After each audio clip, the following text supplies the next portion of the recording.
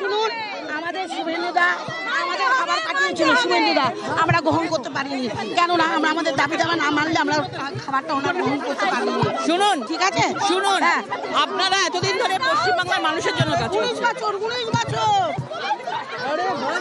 আমরা 19 বছর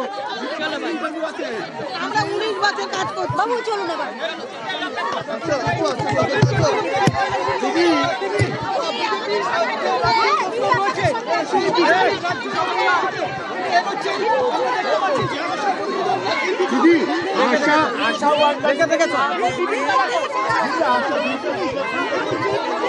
দেখো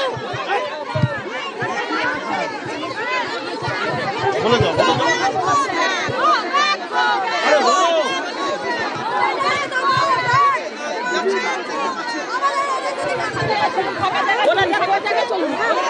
বলো, বলো।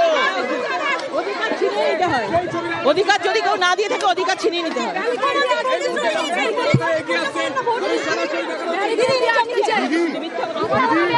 आशा वर्कर्स के साथ जिस तरह से पुलिस आशा वर्कर्स के साथ जिस तरह से पुलिस बिहेव कर रही है, क्या लग रहा है कि बहुत दुख का बात है। आशा कर्मी सब महिला है, महिला मुख्यमंत्री भी है, पुलिस उसके ऊपर क्यों हाथ डाल रहा है? जब बेलडांगा में कुछ होता है, जब आरजीकर में कुछ होता है, तब पुलिस कोई पुलिस आते ही नहीं है, सब चुप के रहते हैं। अभी आशा कर्मी जब आंदोलन कर रहे हैं, उनका अधिकार के लिए आंदोलन कर रहे हैं, तो पुलिस की उसके ऊपर हाथ उठा रहे हैं, ये गलत है। जब तक उसका अधिकार नहीं मिलेगा तब तक ये लोग को प्रतिवाद का आवाज उठाना पड़ेगा।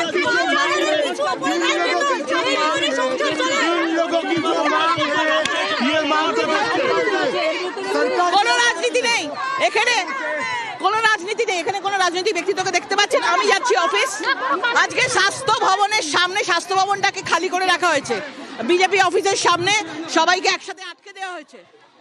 এটা কিসের জন্য করা হয়েছে? কোনো রাজনৈতিক কর্মী এখানে নেই।